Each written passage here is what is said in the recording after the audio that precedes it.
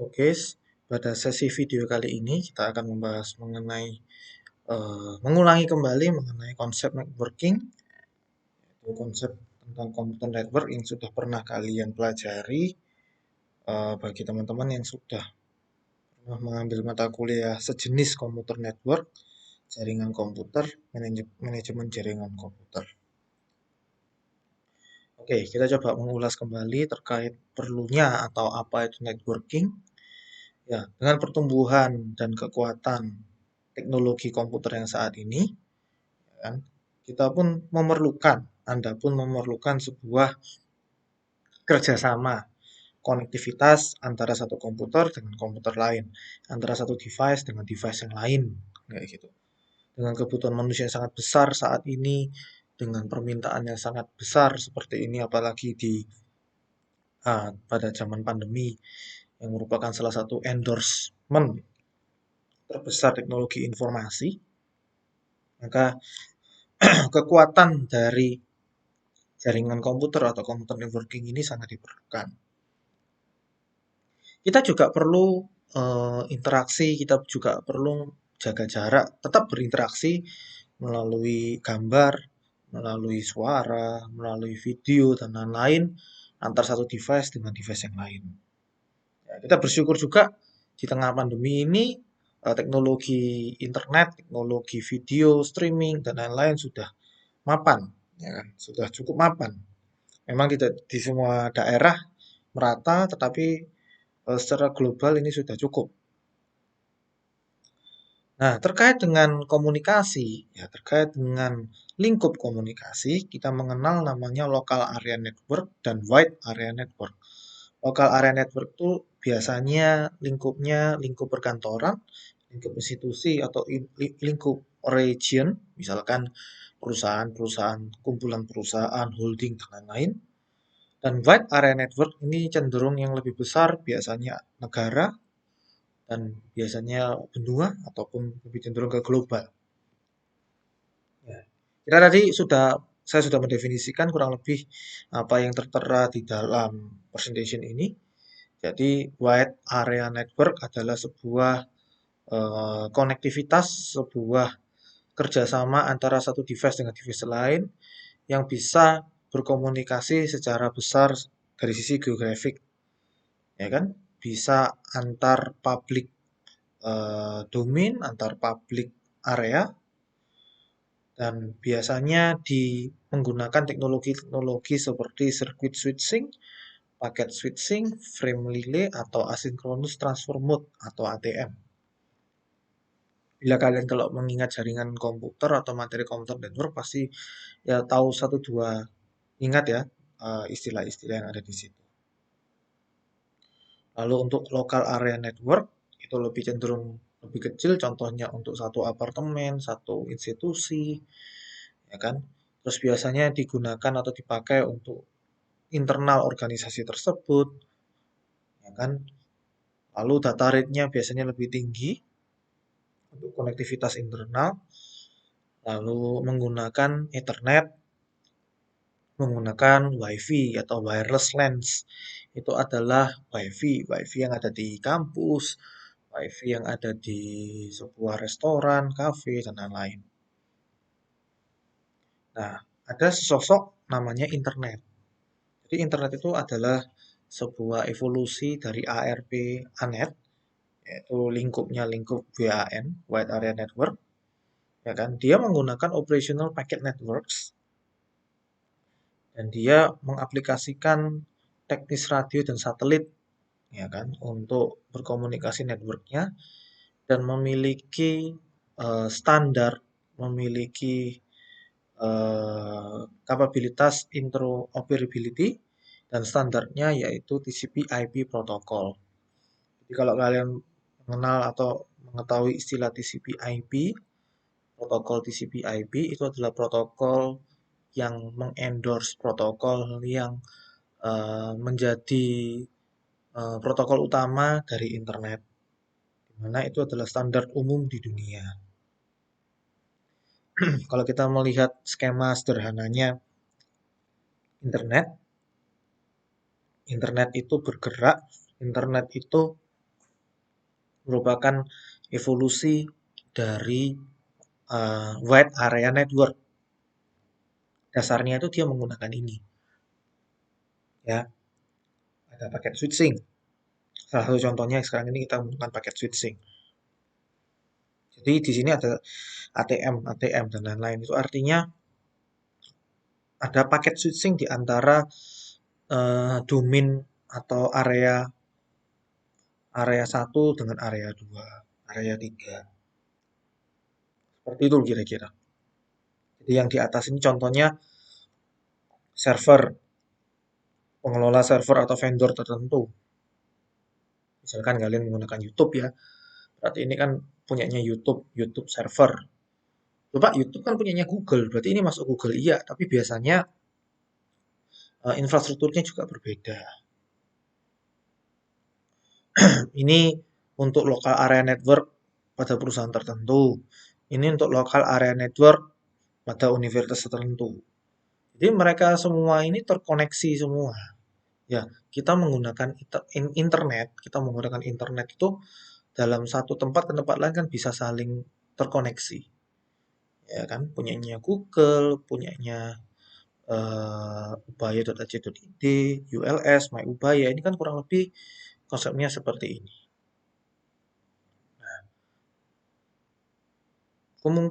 Salah satu teknologi yang menggunakan internet itu adalah web server dan web browser. Tentunya kalian tahu ya apa perbedaan web server dan web browser. Apabila kalian membuka XAMPP, oke, saya ambil contoh ya, saya menggunakan XAMPP. Nah, XAMPP control panel. Apabila saya start di atas ini, berarti artinya komputer saya mengaktifkan web server. Komputer saya mengaktifkan web server. Ya kan? Ini adalah web server. Pak, bagaimana caranya saya sebagai manusia, Anda sebagai manusia, bisa mengakses layanan yang ada di web server? Kita memerlukan sebuah aplikasi namanya web browser. Jadi web server ini ya sebuah service yang memang kalau secara manusia tidak bisa terlihat. Kita sebagai manusia ingin melihat bagaimana web itu, kita harus gunakan web browser. Jadi sama seperti alat. Nah, kalau kita mau lihat web browser itu bagaimana, tinggal localhost. Ya ini. Kenapa Pak kok namanya localhost? Kita sudah tahu sendiri di ilmu jaringan komputer, localhost itu kan berarti akan, ini kan pakai browser ya, berarti web ya. Dia akan mencari service HTTP yang berada di dalam komputer itu sendiri. Yang berada di dalam komputer ini sendiri. Jadi dia akan mencari di komputer ini, ya kan? Di komputer ini, apakah ada service atau server tertentu yang berjalan? Jika ada, ya dia tampilkan. Sesuai dengan apa yang dikehendaki di server Apache ini. Ini nama servernya Apache. Kalau saya matikan, kalau saya matikan, lalu kita bawa browser, lalu saya refresh.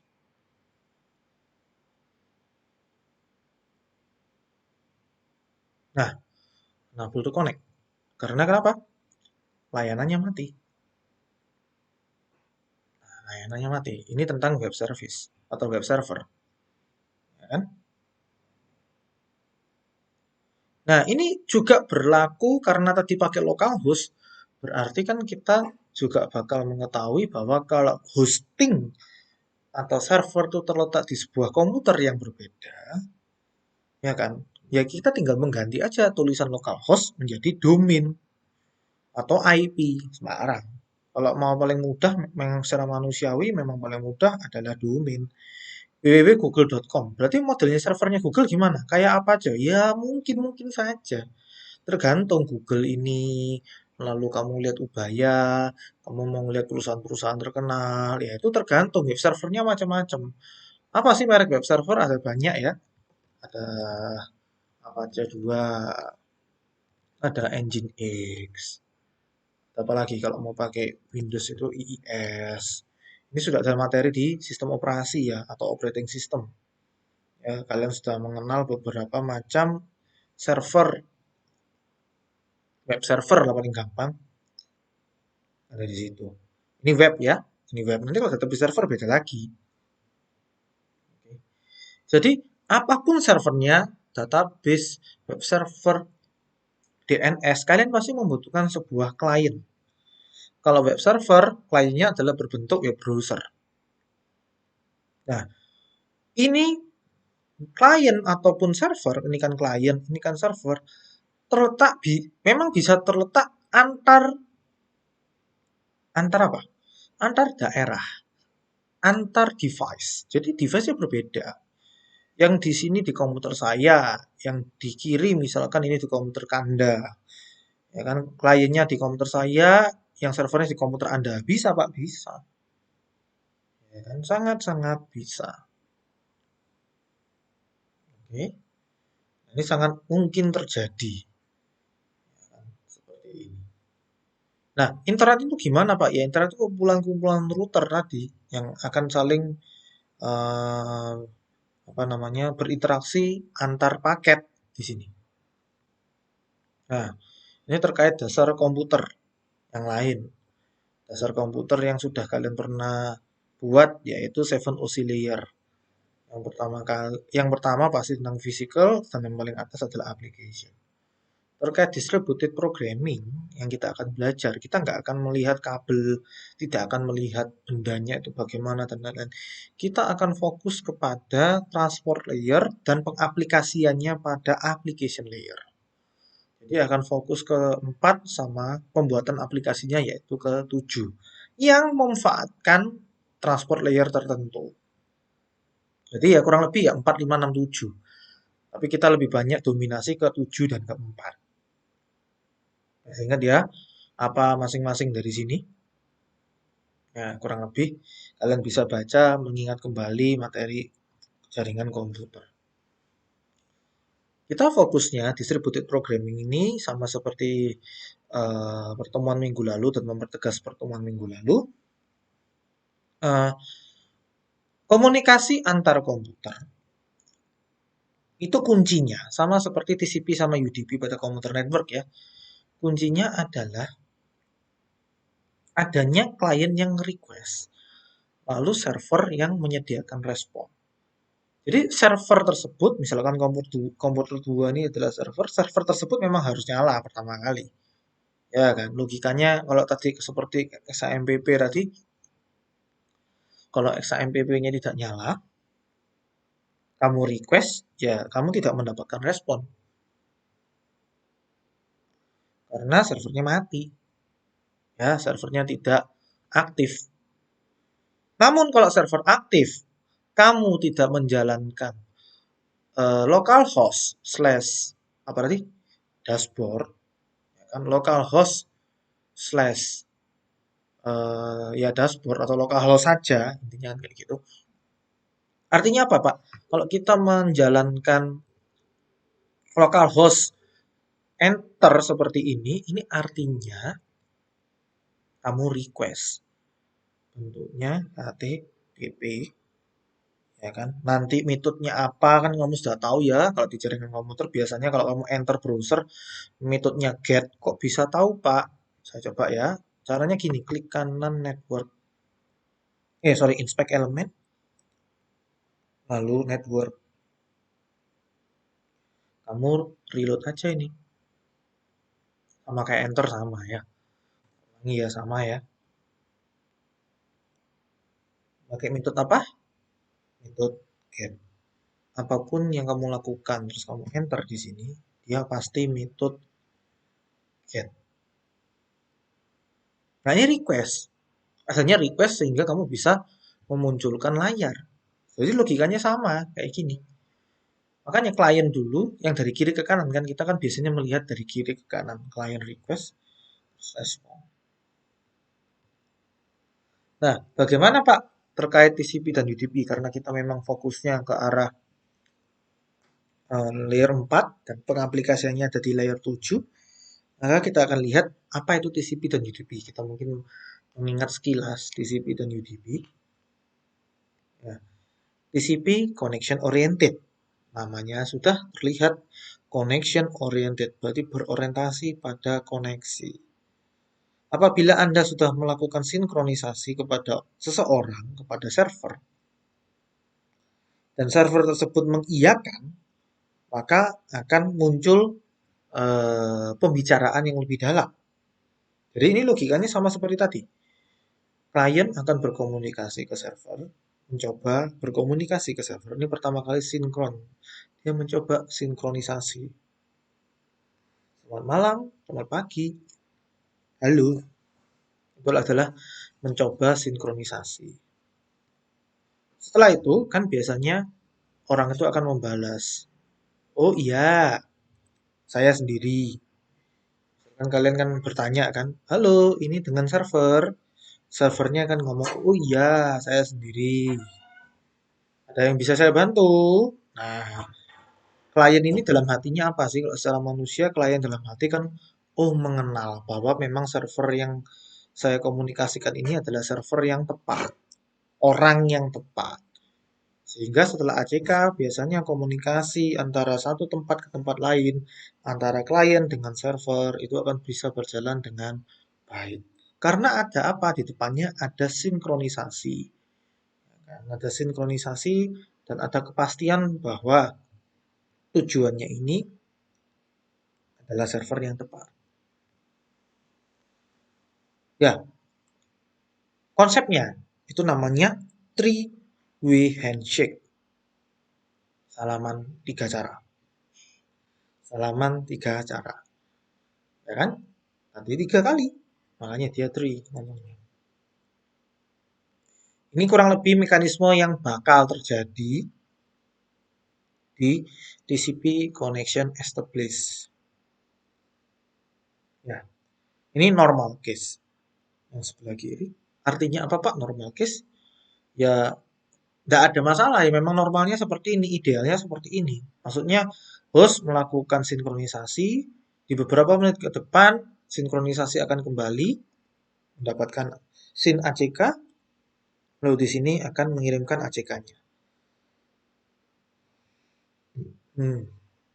Lalu yang kedua, ini akan terjadi collision. Maksudnya apa?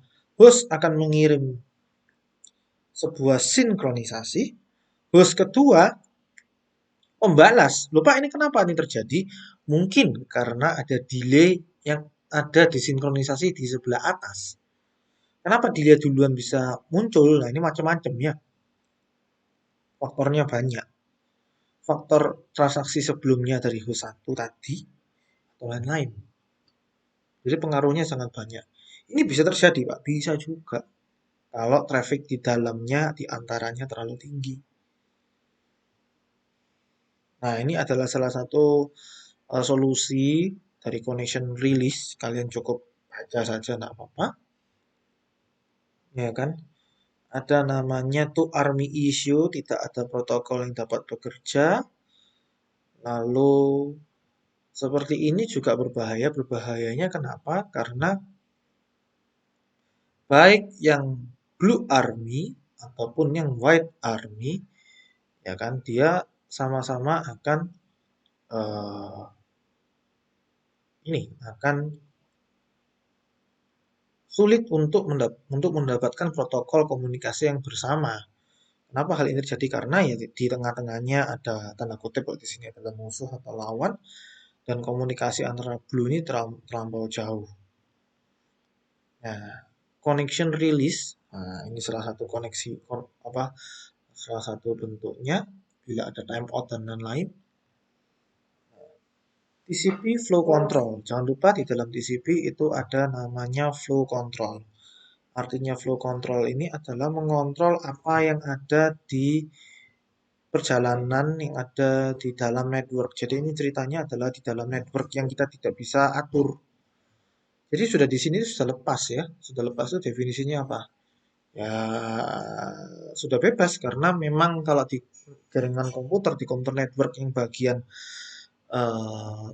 network di bawahnya transport ya berarti kan network, data link dan physical layer, maka itu sudah diatur oleh elektronika sehingga memang akan susah untuk mengontrolnya. Ini akan susah untuk mengontrolnya. Jadi biasanya kenapa Pak TCP atau protokol TCP itu mudah dikontrol karena memang TCP di dalamnya protokol TCP tersebut memiliki istilah flow control.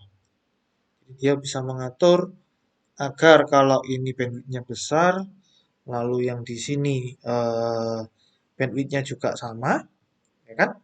Dia tidak sampai tanda kutip kalau ember itu amber atau terlalu banyak atau membanjiri. Di sini pun juga sama. Oke. TCP application, contohnya aplikasi TCP. Ya, kita ambil contoh di aplikasi TCP. Macam-macam ya. Ketika Anda menggunakan TCP, ya kan, maka akan ada beberapa aplikasi yang memang didukung oleh yang membutuhkan ya. Kuncinya itu yang membutuhkan komunikasi yang reliable. Reliable itu komunikasi yang terpercaya, yang handal. Contoh, kalau kalian lihat email, saya ngirim email ke kalian, ya kan?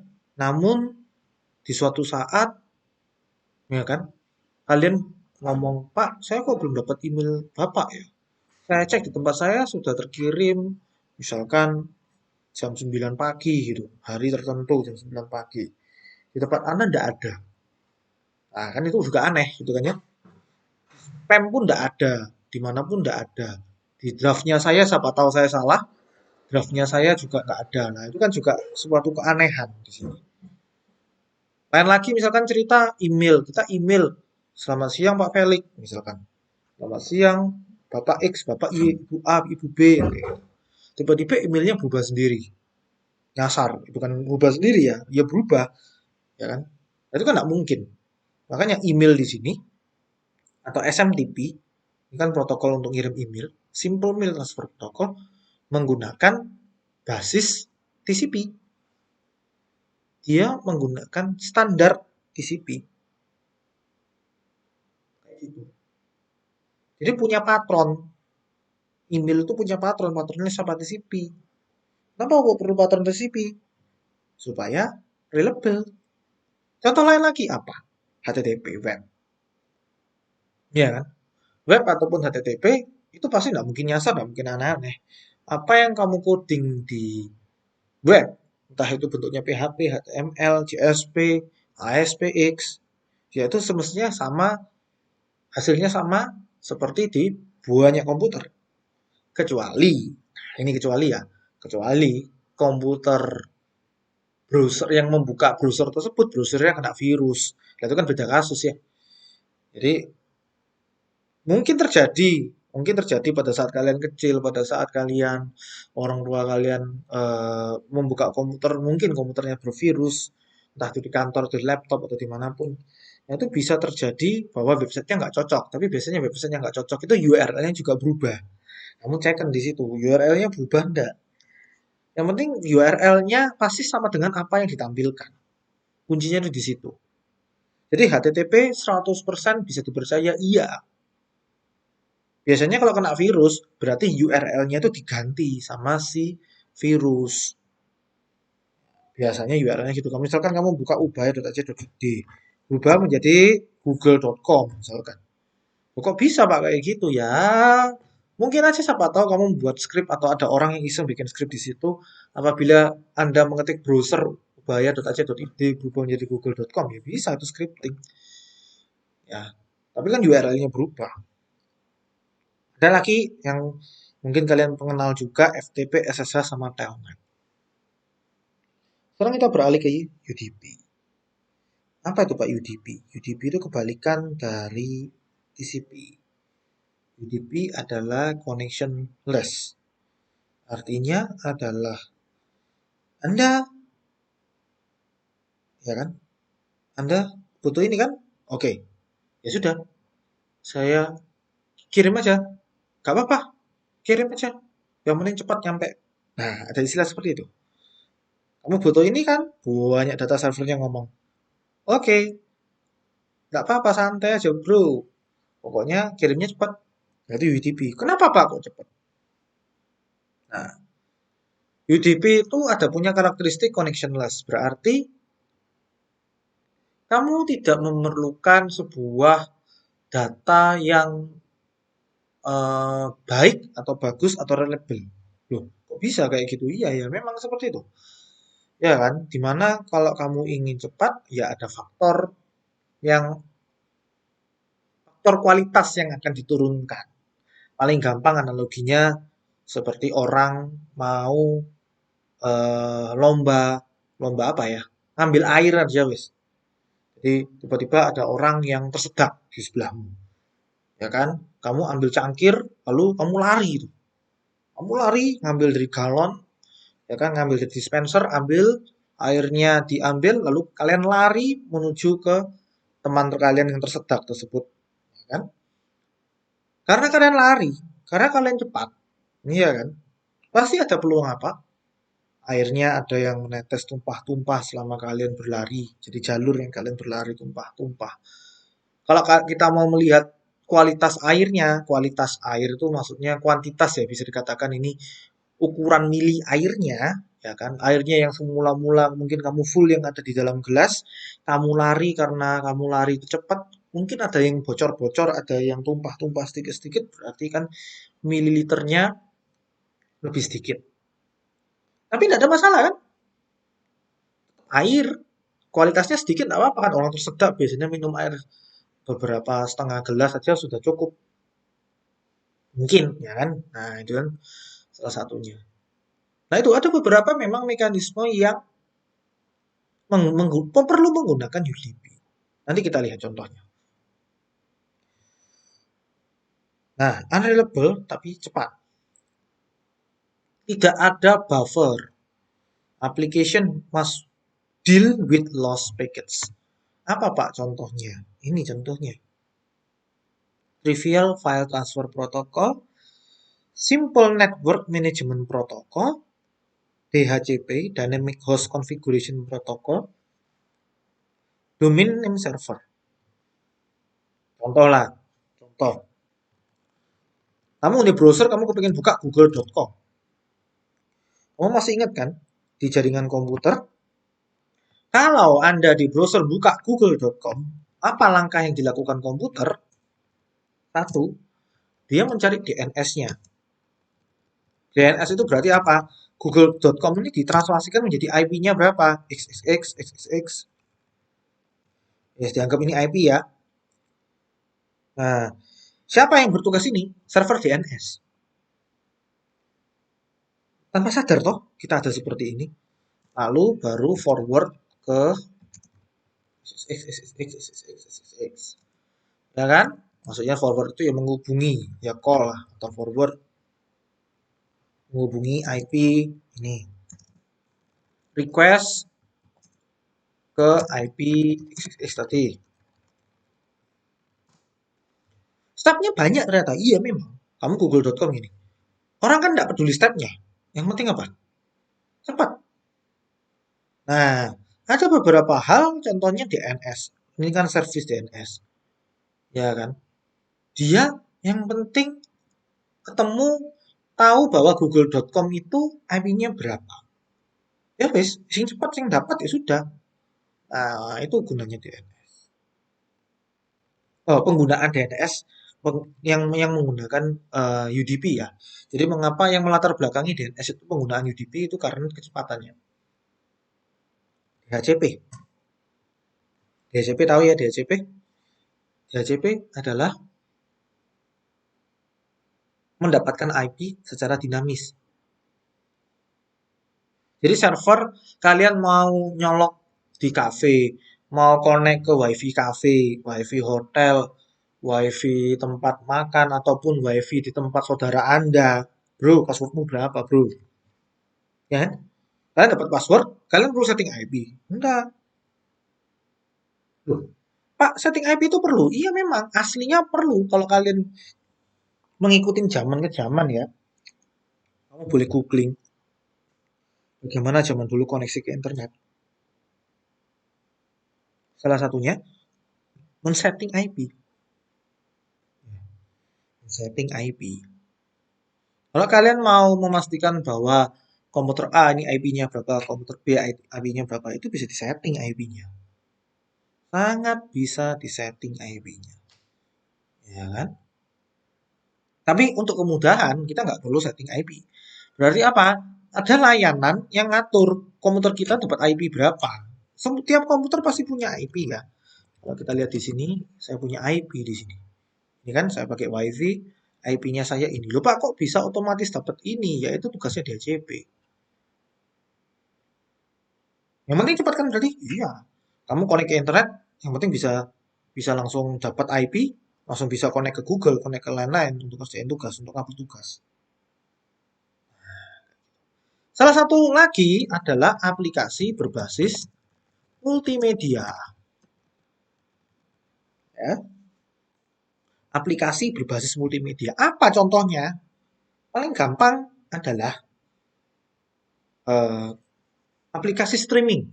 Kalian mau streaming pakai Google, mau streaming pakai Google Meet misalkan ya, atau mau pakai Hangout, atau mau pakai Zoom, pokoknya yang interaksi langsung, yang live stream, ya kan? Itu pakai UDP. Gak percaya, Pak? Wireshark. Kalau kalian tahu dulu pada jaringan komputer, Anda bisa menggunakan Wireshark, di sini kalian bisa menggunakannya. Jadi cara menggunakan Wireshark itu gampang, pilih yang memang Anda butuhkan, yaitu WiFi.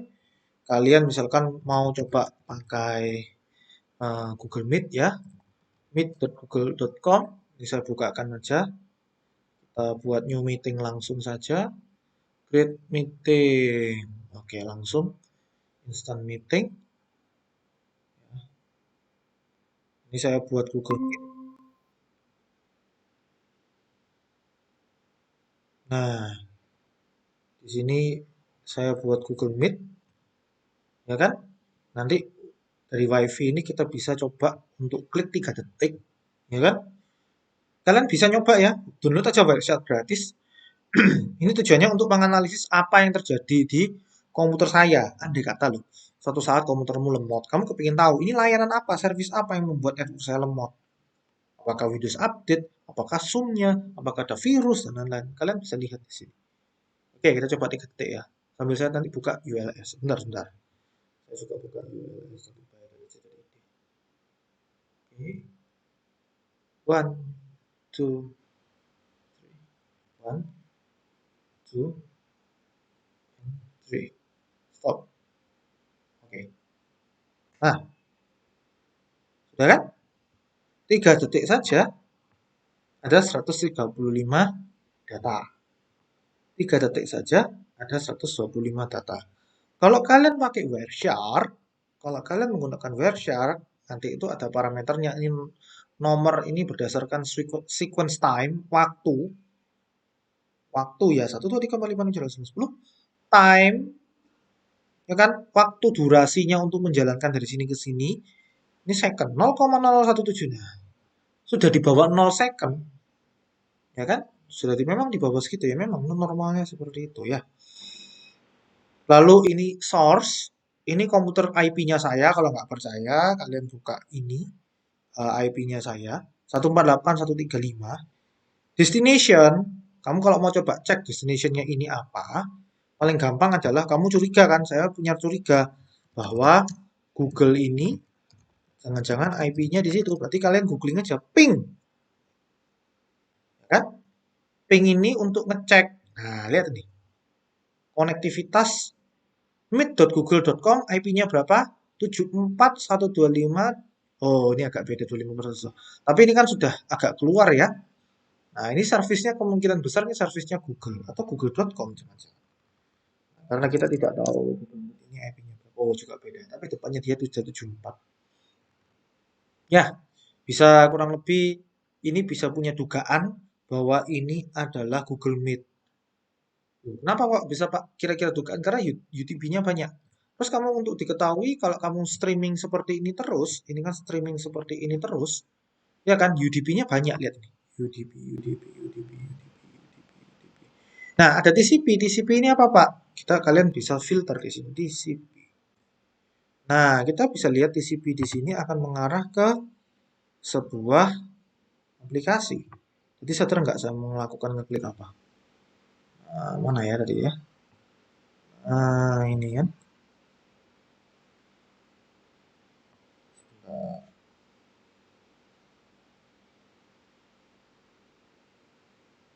Nah, ini TCP-nya banyak. TCP yang awal mana? Nah, kita coba lihat. TCP ini kita bisa lihat TCP, kita bisa lihat ini TLS datanya, ini ACK TCP awal, ini ACK sync ACK untuk website. Nah, ini TCP-nya dapat, ini sync ACK-nya dapat. Nah, ini di sini internet protokolnya ke sini, application datanya. Ini TCP ACK-nya. Nah, kalau kita lihat rata-rata ini ada 203, 114, kita duga ini ULS jangan-jangan. 23, 203, 114, 224, 102. Ya, ini berarti adalah ULS. Jadi tadi kita melakukan konektivitas ke ULS. Kita melakukan konektivitas ke ULS. Jadi di sini tadi ada TCP, ada kombinasi TCP, UDP. Jadi seperti yang saya informasikan tadi di presentation, saya matikan saja.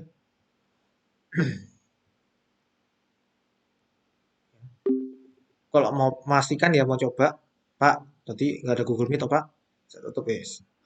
Nah, kita lihat 3 detik, nanti kita refresh. Coba ya, kita ulangi lagi. Capture. 1, 2, 3. Stop. Nah, lihat ya. Perubahan di sini lihat. UDP-nya sedikit kan? Nah, berarti kita bisa asumsi bahwa yang tadi banyak UDP itu adalah aplikasi conference-nya punyanya Google, yaitu Google Meet. Ya kan? Yaitu Google Meet. Nah, jadi UDP diperlukan, jadi perlu. Apalagi model yang zaman now sekarang, zaman sekarang ini orang-orang memerlukan aplikasi live streaming. Ya kan? Pandemi gini kita harus berinteraksi langsung, tapi di rumah masing-masing. Ya live streaming. Orang-orang di endorse untuk belajar live stream. Ya pakai protokol UDP. Ini sekarang UDP eksis lagi. Dulu mungkin awal-awal orang-orang ngomong UDP buat apa kan tidak reliable dan lain-lain. Nah sekarang ini dengan berbagai macam aplikasi dan operator, Anda bisa melihat bahwa UDP itu dipakai. Kalau Anda mau lihat yang lain, contoh Zoom. Ya, kita coba Zoom ya. Saya buat new meeting saja. Ya kan? New meeting. Tutup semua. Nah, ini kan saya buat meeting baru kosongan. Kalian bisa lihat di sini. Nah, kalau kita mau pakai Wireshark tadi juga bisa. Kita cukup 3 detik saja. Oke, 1, 2, 3.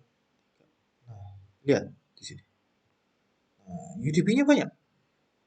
Ternyata Zoom itu fully of UDP. Ini kan.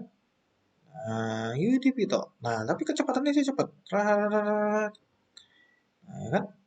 Lebih lebih banyak Zoom ternyata ya. Request respon mungkin kecepatannya dia lebih banyak. Nah, ini kita perlu analisis juga. Bagi Anda yang memang ingin mengambil konsentrasi NJS ataupun konsentrasi yang terkait networking, Anda bisa menganalisis ini. Ya kan cukup banyak. 3 detik, sama-sama 3 detiknya. Jadi Google Meet 3 detik tapi hanya 200 lah. Kalau ini sudah sampai 1000, 5 kali lipat. Ya kan? Nah, ini menjadi suatu bentuk penelitian yang kalian bisa lakukan. Itu nanti aja ya, kalau penelitian ya. Kita fokus kembali lagi ke TCP dan UDP. Nah, di sini kita lihat perbedaan signifikannya TCP connection oriented, UDP connectionless. Yang satu reliable, yang satu nggak reliable. Ya kan? Yang satu ada flow control, yang satu nggak ada flow control. Kenapa Pak kayak gitu? UDP lihat UDP. Aplikasi Meet, aplikasi Zoom. Kalau andai kata Anda koneksinya lemah, atau saya sebagai host koneksinya lemah, ya kan? Kalau itu menggunakan UDP, pasti akan ada hal yang terpotong. Anda mau pakai WA call dengan telepon yang berbayar biasanya, WA call itu dia atau WA video itu menggunakan UDP.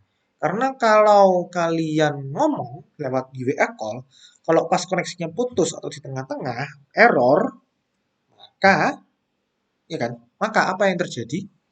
Ya kalian tidak akan mengetahui suara apa yang hilang pada detik kesekian. Nah itu memang nggak masalah kan kalau memang WA call.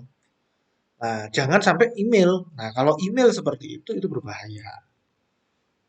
Itu ya. Jadi kita harus tahu layanan kita ini kebutuhannya gimana. Ini namanya kebutuhan dari sistem. Jadi kalau kalian ada mata kuliah terkait analisis kebutuhan sistem, nah kalian tuh harus menganalisis apakah dia zero tolerant, zero loss tolerant, apakah tidak diperbolehkan untuk hilang atau masih ada toleransi ya sudahlah hilang sedikit-sedikit, nggak apa-apa. Nah ya sudah, pakai UDP saja.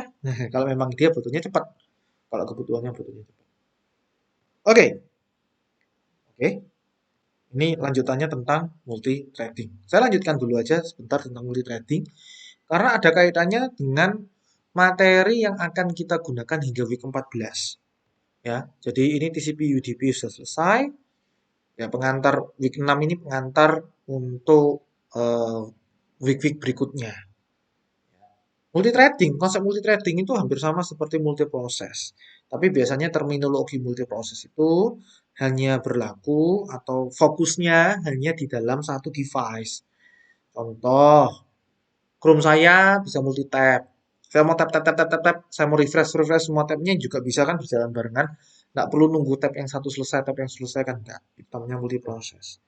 Komputer saya ini bisa membuka PPT sama buka OBS, mau buka Zoom, mau buka apa, bisa semua kan? Bisa. Tadi kan contohnya saya buka PPT, bisa buka Google Meet, saya buka Zoom kan juga bisa semua. Itu multiproses kalau dalam artian satu PC. Kalau dalam operating system itu memang artinya seperti itu. Jadi dalam satu detik komputer saya bisa menjalankan banyak aktivitas, ya kan? Banyak aktivitas. Di sini kalau saya split screen kan semuanya bisa jalan. Nah, itu terkait dengan multiprocessing.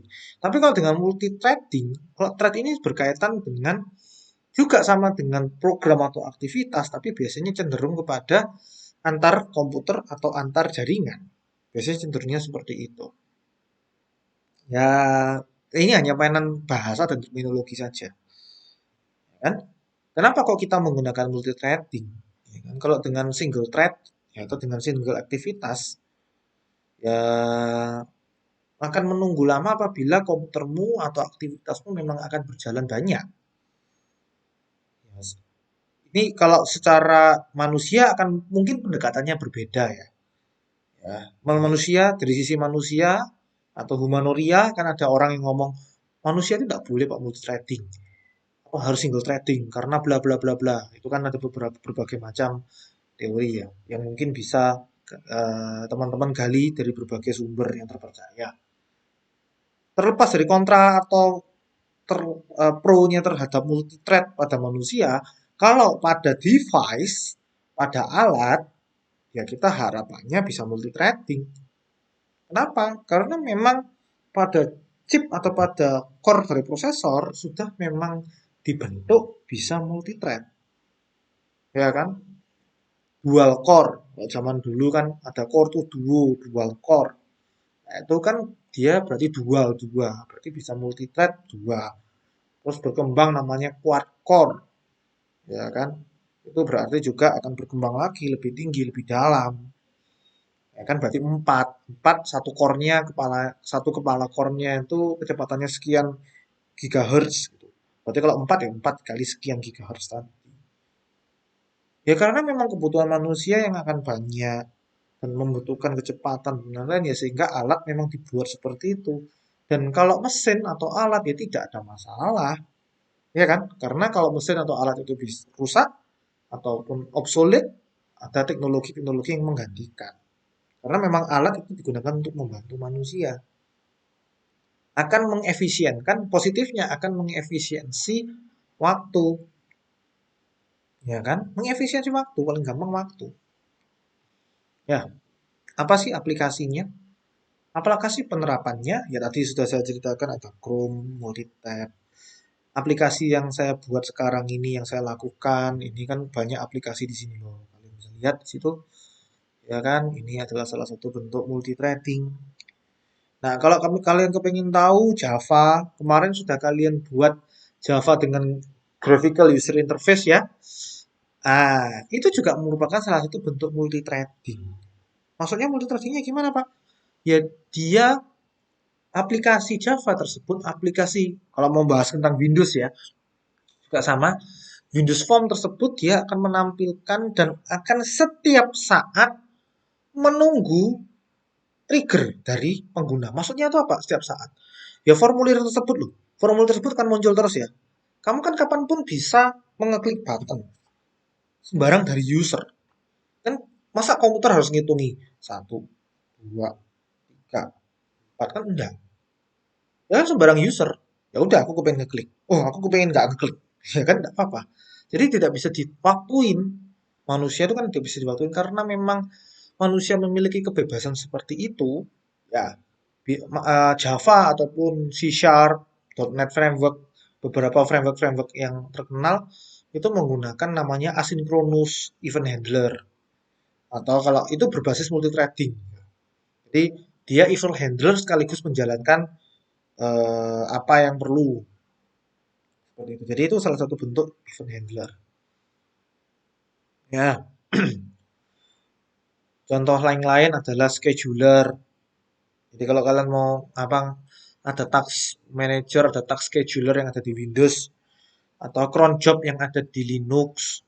Nah, itu salah satu bentuknya. Dan tentunya pada multithreading sendiri itu kita harus mengontrol. Karena kenapa? Multithreading yang akan kita buat di sini yang menggunakan Java itu kan menggunakan TCP murni. Ya kan TCP murni sehingga multithreadingnya harus dibuat dan harus dikontrol. Kalau enggak ya seperti ini. Kan harapannya mereka makan di piring yang tepat, ternyata mereka tidak makan dengan piring yang tepat.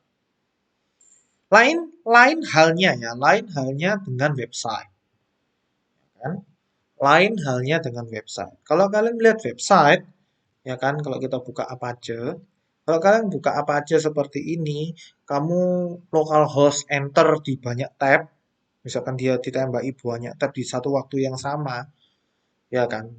Si web server itu dapat menghandle request ini. Karena web server sendiri memiliki kemampuan kapabilitas dasar untuk menghandle itu.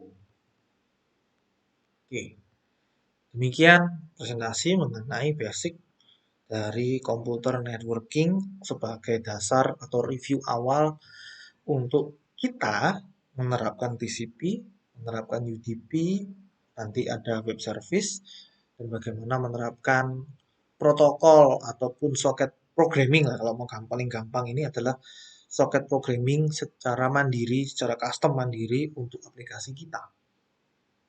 Seperti itu ya. Ya kurang lebih sama seperti Zoom dan lain-lain itu Zoom itu kan juga aplikasi sendiri, aplikasi mandiri yang menggunakan UDP. Kalau kita nanti menggunakan TCP ada, menggunakan UDP juga ada. Ya, basic saja untuk kalian mengenal. Terima kasih.